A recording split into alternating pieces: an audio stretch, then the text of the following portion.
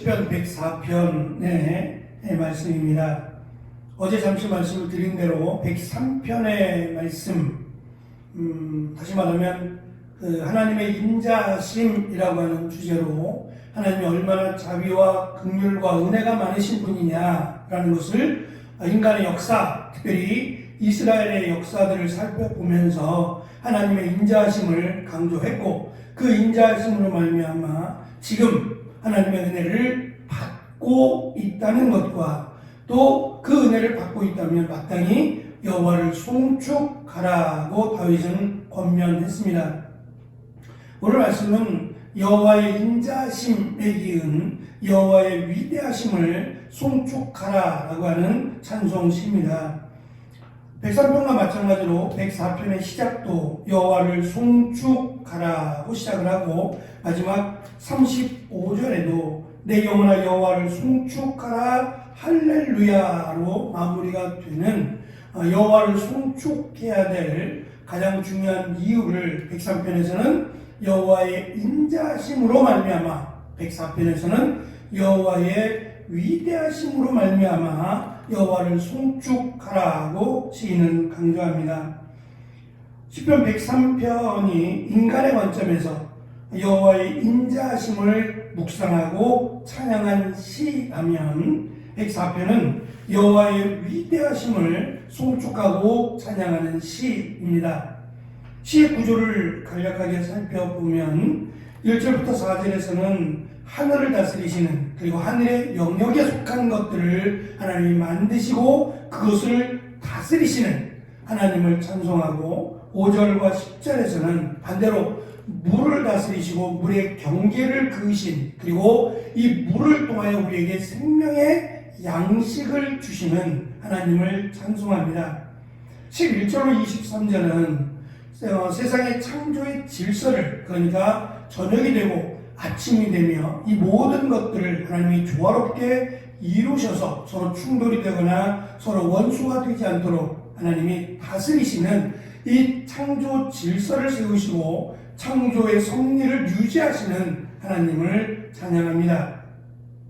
24절로 30절은 이 다양한 피조물들을 하나님이 어떻게 다스리시는지, 하나님이 이끄시고 하나님이 역사하신다라는 것을, 하나님이 아니시면 누구도 이 일을 할 수 없다라는 것을 구체적으로 예를 들어서 하나님을 찬송하고, 마지막 31절에서 35절은 그러니 더욱 하나님을 찬송해야 될 것을, 송축해야 될 것을, 오히려 그것이 우리가 하나님을 영어롭게 할 뿐만 아니라 우리가 하나님을 온전하게 믿는, 그리고 하나님의 은혜를 고백하는 자들의 모습임을 시인은 강조합니다. 특별히 짧지 않은 35절까지의 긴 시의 내용을 통해서 이 모든 것들이 서로 분리되어 있는 것이 아니라 상호 보완되어 있고 협력하는, 그래서 서로 연결되어 있는, 다시 말하면 한 분이 만드셨다는 겁니다. 하나님이 이 모든 것들을 창조하셨고 이 모든 것들을 다스리시고 이 모든 것들을 하나님이 계획하셨다는 것을 강조합니다.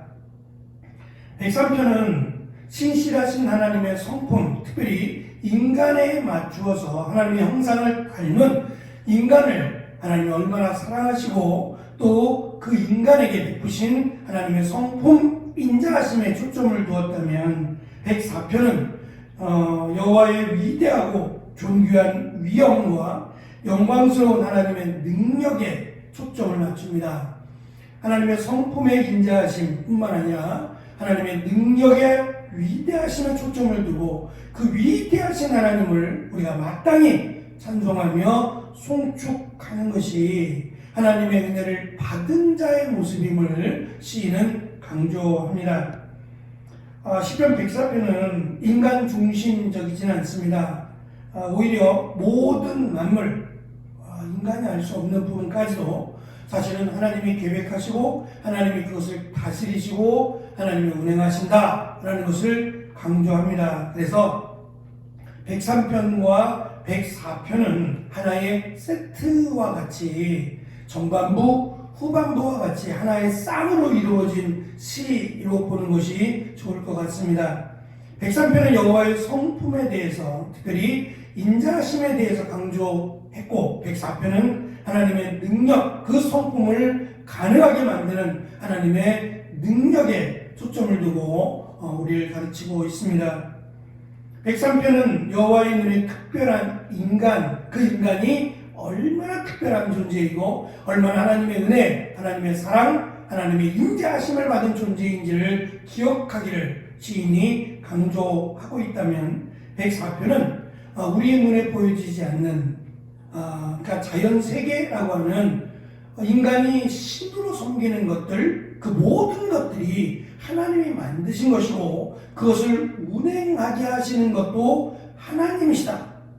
그러니 인간은 당연히 하나님을 찬송하고 그 하나님을 온전히 섬겨야 된다는 것을 우리에게 가르쳐 줍니다. 결국 이 두 편의 시는 오직 여호와를 송축하라, 여호와를 찬송하라 라는 것이 시인의 고백이자 강조입니다. 우리가 살아가면서 지칠 때 또는 연약하다라고 느낄 때는 우리가 실제로 부족하고 연약하기 때문이기도 하지만 반대로 우리가 하나님에 대한 마음이 식었거나 하나님을 온전히 신뢰하지 못하기 때문이기도 합니다.